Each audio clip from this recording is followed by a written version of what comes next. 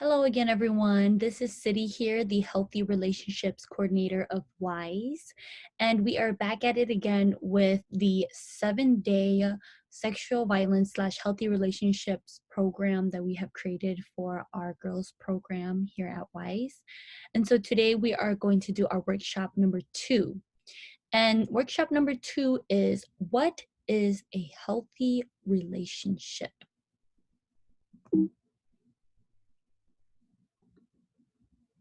And again, we want to start off with the values that we will stand by for these workshops. We want to respect each other's point of view, even if it is different from yours. Let's listen to one another when they are sharing. Let's build each other up. We are all in this together, and let's learn something new. This is a safe and open space. What is said here stays here. And again, if anybody would like to add anything else to this, please feel free to let me know. And so I'm going to stop us there as I am presenting to the participants that we would have. So me talking to you as the facilitator right now, just remember to always bring that in, that they can always add any different values that they can think of, and just remember to always add them on to the other PowerPoints as you go along, and as other people may be thinking about different types of values that might pop up in their head. And I totally forgot to talk about the different objectives. So let me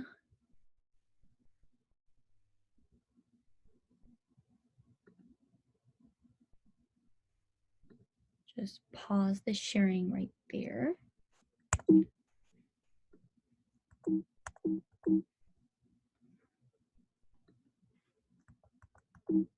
Okay.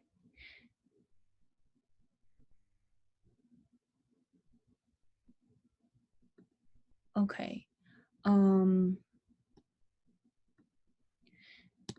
so the objectives for the number 2 workshop is for them to identify good qualities and traits and elements that fosters healthy relationships. Learn to reflect what qualities the individuals like in a friend, and what the individual also has that can also make them a good person for the relationship. And also give students a real life scenario to practice healthy responses to situations. So those are our objectives for this workshop. And so let me go back to this slide really quick.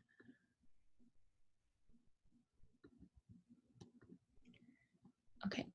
And so the next thing is our icebreaker. So our icebreaker is really fun. It's actually a theater exercise that we were doing. So talking to you as the facilitator, just wanted to, if you're not familiar with this exercise, it's really basically a very easy how you can explain to your participants is literally you will be shaking, and I know that you all will be having your camera on, or you will be having your camera on. So you're going to shake 4 times your right hand.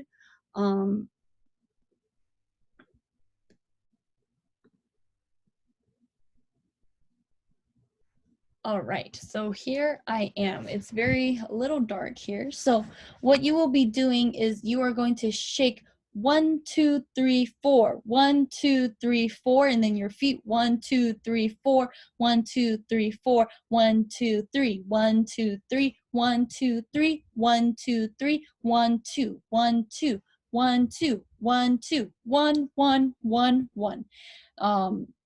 You didn't see my feet kicking, but it definitely was. And you definitely should do this exercise with the participants standing up. So you would just have to ask the participants to all stand up, and you all have to count loudly together and do this whole motion from 4 shakes to 1 shake. And this icebreaker is really just a way to wake everyone up, make them feel a little bit calmer and more loose after this. Okay. So I will hide myself again, And so you can focus on the PowerPoint. So after this icebreaker, we can go into a meditation like I've said before. And so if you have downloaded the app, the Stop, Breathe, and Think, then you can do a 2 to 3 minute meditation on there, or you can easily find a meditation on YouTube that you can play from your phone, or even play it on Zoom or share the screen for Zoom. But I don't necessarily feel like that's necessary, just because it'll just take more time for you to stop your PowerPoint share and go onto the video, and there might be some complications with that. So I would just prefer if you played it from your phone, and so the participants can hear that. So you can do that for 2 to 3 minutes, and I feel like this is very important, so make sure not to miss this step of meditation. And then after the meditation, always ask the participants, how do you feel after this? um, Maybe they have been exposed or not been exposed to meditation, but just kind of ask them how they feel. Do they feel different? Do they feel the same? Is it helping them, or anything that came up for them when they were meditating? So something just quickly to share. Doesn't have to be something long, but just giving people some time to tell you how they feel after the meditation. And now we're going to jump into the content. And this is a group activity for all the participants. So it says, when you hear healthy relationships, 1, what do you think of? 2, what do you think that means? And 3, who do we have healthy relationships with? And if you have a big group, if you're on Zoom, definitely utilize the break room at the bottom to split up some of the participants into small groups so they can have conversations about this. And just make sure to copy and paste these questions onto the broadcasting. When you do breakout rooms, it'll show a little broadcasting box, and you can put in the questions in there so they can remember what the questions are and talk about it. And or if you only have a few participants, I would say less than 4 or 5, then you can just talk about it in a big group and just allow people to just put in their insights and their input in that way. And again, if you are having a big group, have them talk for about 3 minutes, I would say, and then come back as a big group and have it talk for about 5 minutes. So this part should last about 8 minutes. And so the second content we will be going into teaching and informing the participants is, what are the elements of any healthy relationship? And what I would like you to do is press on this link here, because it will take us to a website. And so what you would have to do is you would have to stop share, and then you will have to share a new screen, which is the website that we just got into. And so this should pop up, and it is a really cool website that talks about 10 signs of a healthy relationship. And this content, you can just go through it with the participants, and there'll be 10 of them. Try to make sure you just truck along through. There's a lot of signs, but just make sure you truck through, but also explain it in a way that gives them a new insight, because these are, I would say they're pretty instinctual for people to know that these are healthy signs of relationship, but you can bring it into a perspective to make them see it in different ways, instead of just always hearing these words, but what can it actually mean, and how can they actually exercise it in their relationships.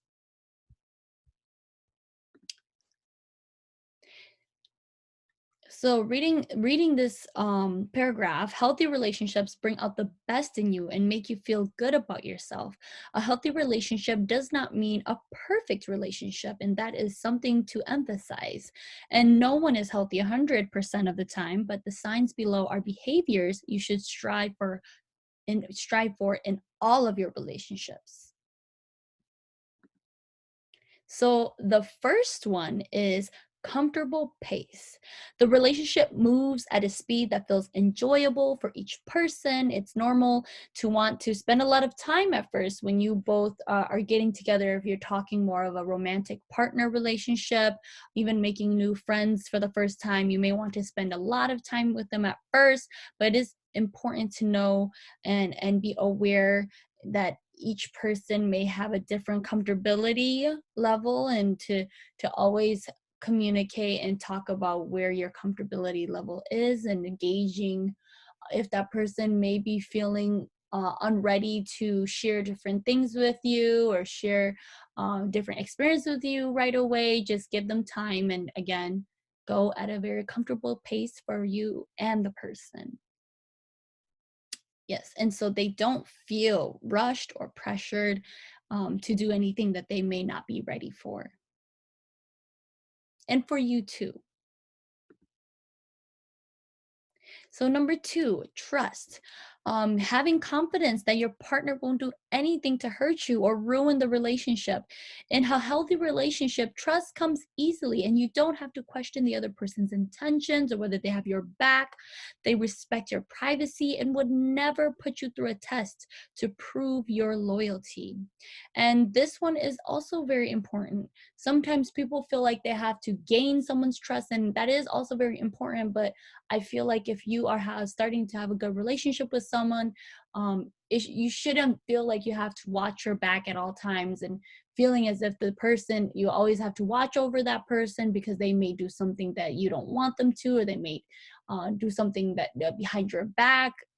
Trust should feel easy to have with someone that you care about, that you have 100% trust in them, that they will do the right thing when you're not there, or they will not do anything to hurt you when you're not there. Honesty, you can be truthful and candid without fearing how the other person will respond. You should feel like you can share your full truths, you can be yourself and share your feelings with each other without feeling like you have to hide a part of yourself. And the most important thing is that maybe it's not what they want to hear, and it might hurt them, but if they do care and that you both are trying to work together to have a healthy relationship, they will also respond in a way that is considerate towards you. And um, even though it disappoints them, they will also try to give back and respond in a way that will not be demeaning you or belittling you. The fourth one is independence. This is also very important, to have space for yourself outside of the relationship that you're having, whether it's friendships, whether it's a romantic partner, whether it's with your family. They should be supportive of your hobbies and relationships with other people, family and coworkers. They should be supportive of your dreams and your passions and whatever you want to go after. They don't have to be involved in every part of your life or know what you're doing every second. And having independence means you're being free to do whatever you feel like is right for you and is serving you and feeding you in a positive way. And that your partner or friend also has that ability to do their own thing too outside of your relationship. That it is very important sometimes to note that, when you do get into a relationship, especially a romantic partner relationship, your feelings, your identity becomes enmeshed and you feel like you're one person, one entity. But it is also very crucial to know that you both are individuals with different um, passions, with different personalities possibly, and that you both can have things that are for yourself and not just for your relationship all the time. And it's healthy to have independence. Number five is respect, that one, you and the person value one another's beliefs and their opinions, and they love each other for who they are. Um, you both feel comfortable setting boundaries and are very confident that the other person will respect those boundaries. They cheer you on when you achieve something and support your hard work and dreams, and they appreciate you, and you do the same for them. And I also think when we talk about mutual respect, is really not seeing the other person as someone lower than you or higher than you, that you both respect each other and respect the person for who they are and what they do. And that really will take you a long way in a relationship, when the person feels respected and you also feel respected. And so that leads into our next one, which is similar, is equality, that the relationship feels balanced and everyone's putting in the same effort into the success of the relationship. And when we say the same effort, we're not saying the same activities per se, or the same actions, you know, because there may be differences in relationship where one person may do more of the heavy work, one person may do more of the finer details work, and you know, maybe both people in a relationship aren't going to do the same work, but they are going to put in the same amount of effort in doing what they're good at and what they can do to best make their relationship successful with their talents and their personality. And that's all about getting to know the partner and getting to know what that partner is good at and can do well. And yes, again, you don't let one person's preferences and opinions dominate, and instead you hear each other out and make compromises when you don't want the same thing. Again, both opinions, both passions, and both dreams are both valuable and both seen and heard by one and the other. And you feel like you feel like your needs and wishes and interests are just important as the other person's. Sometimes you might put in more money, time, and emotional support than your partner, and vice versa, but the outcome always feels equitable and even. 7 is kindness. You are caring and empathetic to one another, and you provide comfort and support. Again, kindness goes a long way, and this sign is something I feel that a lot of people may miss when they spend a lot of time with their partner, and they spend a long time with their partner. They forget to be kind to each other. They forget to enjoy the little things. They forget to care and validate each other's feelings, and like how it would be in the beginning of a relationship, that everyone, you just want to be so kind to that person because you are infatuated, you like that person. If we're talking about romantic relationship or a new friendship, you want that person to be your friend, you know. Treat your relationship as that you still continue want to be with that person and have a relationship with them. And kindness really does go a long way, and it's a two-way street. It's given and return. There shouldn't be one person giving kindness all the time to one person. It should not just be give. It should be both a give and take for each person. And again, they show compassion for the other person and the things that they care about. So kindness, being caring and supportive, goes a long way. 8 is taking responsibility, owning your actions and words. You avoid placing blame and are able to admit when you make a mistake. Again, this one is very important in a healthy relationship. You genuinely apologize when you've done something wrong, and you continually try to make positive changes to better the relationship. You take ownership for the impact your words or behavior had, even if it wasn't your intention, right? I think that this one is a very big one, that sometimes the reason why breakups happen and a relationship breaks off in distances, because when things happen and is the relationship is rocked, and someone says something bad, and someone says something or does something that they can't take back. Sometimes they don't apologize, or they don't own up to their actions. They don't take responsibility, and it really shows the other person that that person is not willing to put their pride down and say sorry to show that they care about that person. And so for sure, this one is a very hard one for a lot of people to do. But if you really want to have a positive relationship with the person that you want to have a relationship with, then this is something that has to be done if bad things or bad arguments happen within the relationship. Healthy conflict, which does link with taking responsibility, that it's okay to openly and respectfully discuss issues and confront disagreements non-judgmentally. Conflict is definitely a normal and expected part of any relationship. Everyone has disagreements, and that's okay. Healthy conflict is recognizing the root issue and addressing it respectfully before it escalates into something bigger. No one should belittle or yell during an argument. And healthy conflict is really a good thing. It's a way to help express the feelings that you are feeling at the moment, because if you repress all of the negative emotions that you're feeling towards your partner or your friends, then it may blow up and you may express an anger and so much rage just because you've been holding it in. So just note and be aware that it is okay to have conflicts and have disagreements, and that both people who are in a relationship is not going to agree all the time, but it's about how you talk about it, how you can compromise about it, and how you can work through it so you both can find a middle ground and both be satisfied. And the 10th one is definitely to have fun. Always have fun in your relationship. It should be fun. You know, you have to enjoy spending time together. You bring out the best in each other. And a healthy relationship should feel easy and make you happy. You can let loose, laugh together, and be yourselves. It doesn't bring the mood down, but it cheers you up. And no relationship is fun 100% of the time, of course, but the good times should definitely outweigh the bad.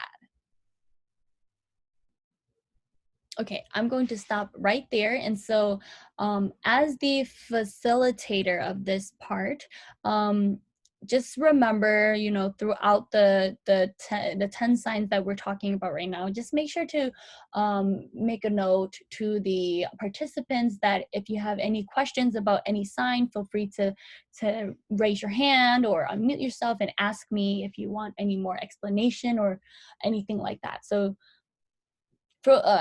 just remember to do that while you are explaining this, because this is a lot for the participants to take in, but it's also really good and really rich. Okay, so we are going to stop the share and go back to the PowerPoint.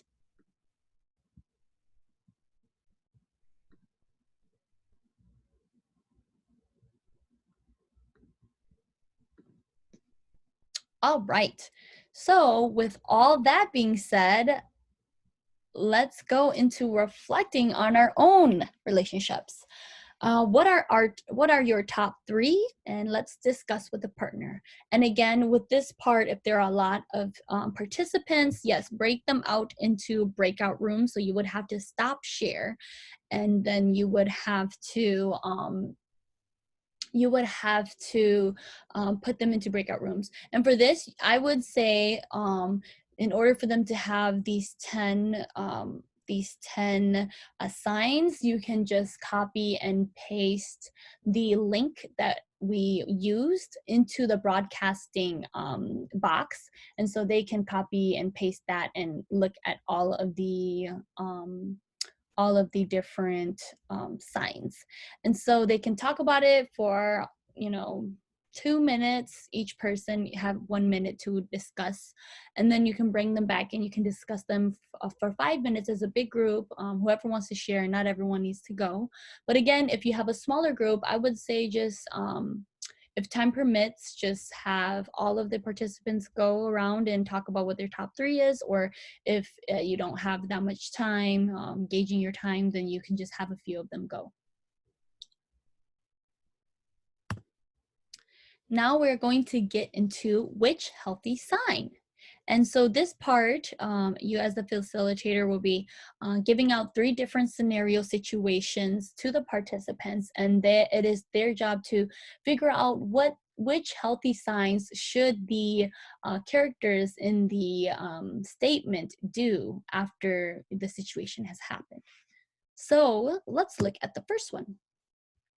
Which signs? Shiny goes over to her new friend Aya's house. They just met last week during the first week of school. Shiny asks Aya if she likes anyone. Aya doesn't feel comfortable to tell Shiny yet. How should Shiny respond to this? And so Shiny is the friend who's asking Aya who she likes, and Aya is not comfortable yet. So which signs should Shiny use to respond to Aya? And so just give this space for the participants to think about it and give their answers when they're ready, because there are multiple answers. So there is answers for sure. The most important one here is comfortable pace. That's the one that we should bring up if no participants bring up.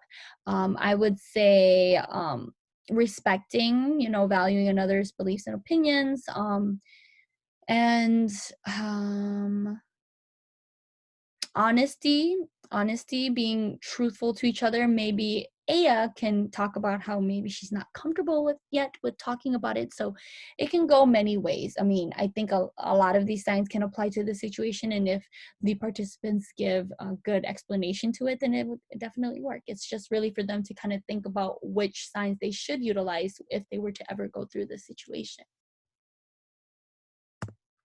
Second one is Layla is 14. She is close to her little sister Mina, who is 12.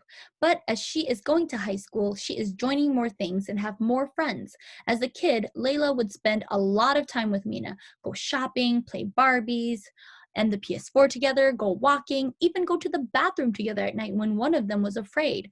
Layla feels a little trapped because Mina still wants to spend a lot of time with her. What should Layla, the older sister, do? And how should Mina, the little sister, respond?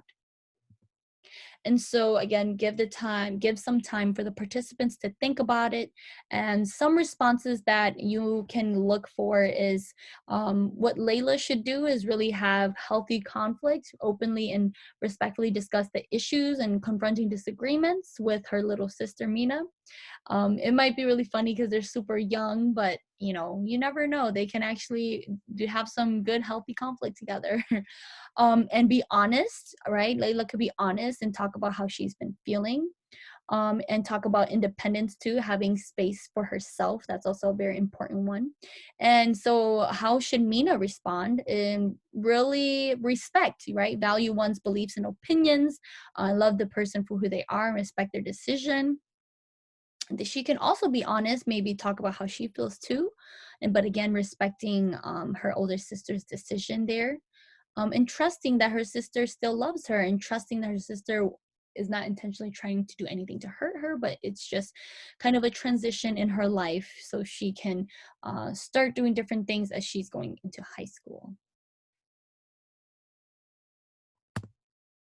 So this one, which signs? Chu and Malia are boyfriend and girlfriend in high school. One night, as they are Facebook calling, Chu gets frustrated and yells at Malia because she was trying to talk with him while he was working on his big English paper. What should Chu do after this? How should Malia respond to Chu? So this is a good situation to review. It's a sticky situation. So thinking about what should Chu do after this? Some responses that you would like to hear from your participants is, Chu should definitely take responsibility. That is the most important one right now. Take responsibility and own up to his actions, right? And I think that after that, he can definitely show a little bit of kindness because of the way that he reacted to Malia. Um, and then I think Malia should definitely, how she responds to Chu is, being honest with him about how he feels, but also trusting in him that, you know, um, this wasn't something that he meant to do to hurt her, but it could have just been a frustration. But we also have to note that, yes, if this is something that happens really very rarely, then that's something that is healthy. But if this is something that becomes more frequent, that he does take out his anger on Malia more often, then this is something that becomes more unhealthy, and definitely healthy conflict has to be involved. And possibly Malia might have to make different decisions on whether she wants to be with you. So that definitely is something that we also have to note. And so, yeah, definitely, I think those are really good ones. And this is our content number 2, all relationships. Positive relationships are important for good health. A hard thing about relationships is that you do not have control of what the person or people will do. Sometimes they can do things that are out of your control. You might be nervous of what they're doing. You might be afraid that they might do something to behind your back, but sometimes it's just something that you can't control. And if you have a positive, healthy relationship with this person, you should be able to have trust in that person that everything will be okay and that they will not do anything to hurt you or anything intentionally to hurt you. And so, one thing to know is sometimes it's all about learning and understanding that you can only control what you can do and what you give to people, and how they will respond to you is how you have the choice on how you react to things, and you have the choice to make the decisions that are good for you.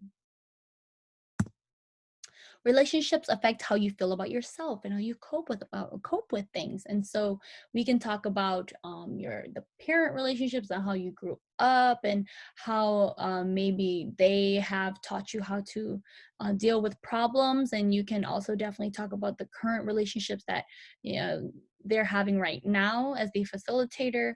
Talk about relationships that um, you know affect how they feel about themselves and how they cope with things, because definitely having good peers and good influence in their life in the current moment too is really important for them to have, because if they have positive ones, then it will definitely help them be able to cope with things easier. But if they have very negative relationships right now, then it'll be very hard for them to stay positive and cope with things in a good way. And the second thing is, or the last thing is, it is important to think about the things that you can do to protect or care for yourself. So this one for sure, I would explain it in a way of being mindful and knowing who you are and what your traits are, what your personality is, and understanding if you're extrovert or introvert, and knowing how much you can spend time with people or one person, and knowing when to step back and have your own free time and independence to take care of yourself, work out, read, etc., etc. So you can just gain some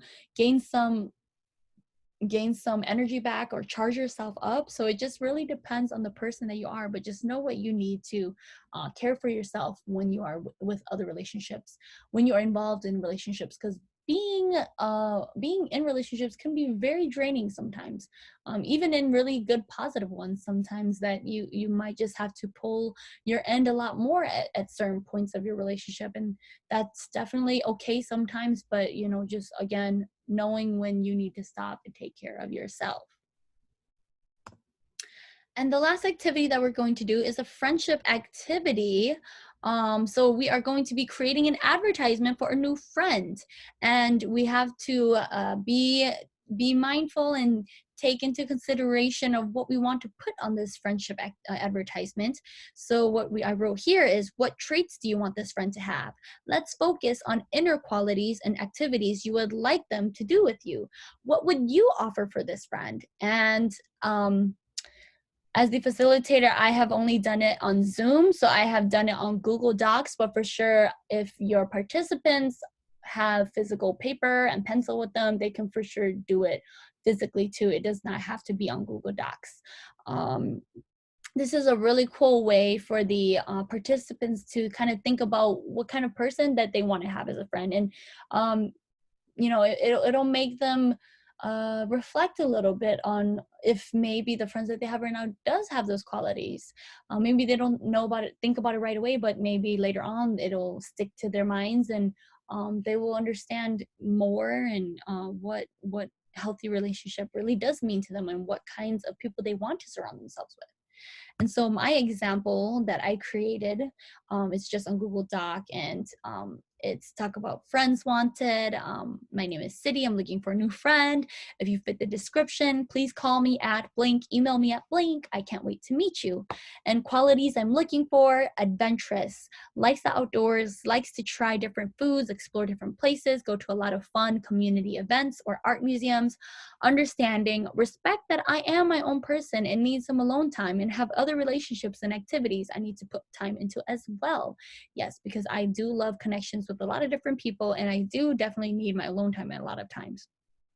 honest, be able to be real with me if I am doing something wrong or right. Tell me how they feel as well. For example, if I did something that hurt them, open minded, open to different ideas and way of living and people of all different backgrounds and religions. And so this is the qualities and the things I would like to do with this friend.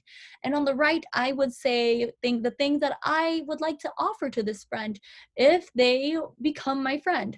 As a friend, I'll make sure to listen to you and be there for you when you are feeling down. I'll be here to go to fun things with you and also stay in to watch a movie or play games if that is how we are feeling. I'm here to bring you up and take on the world together. So definitely this friendship activity can go many different ways. It's not strictly just this. I've had participants in the past that did a 4-page advertisement, and she did a lot of um, writing about who she was and what her qualities were, and then she will write about what she would provide as a friend, and then also what she would like in a friend as well. So it was very detailed and very cool. And so again, it's very creative, and it's really the way that the participant wants to go at this, and whether they want to do it on Google Docs or do it physically. And I believe that usually there won't be time to share, but I definitely think that you can as a facilitator have the participants share afterwards, or share it at the third workshop in the beginning. And so they would have about 10 to 15 minutes to do this activity, and hopefully it helps them think a little bit. And so that is the last activity for this workshop. And so that is the end of the second workshop. I know that there was a lot in there, but definitely it is very good things for the participants to learn and for them to understand. And so this is the end of it. And then I will see you in the third workshop.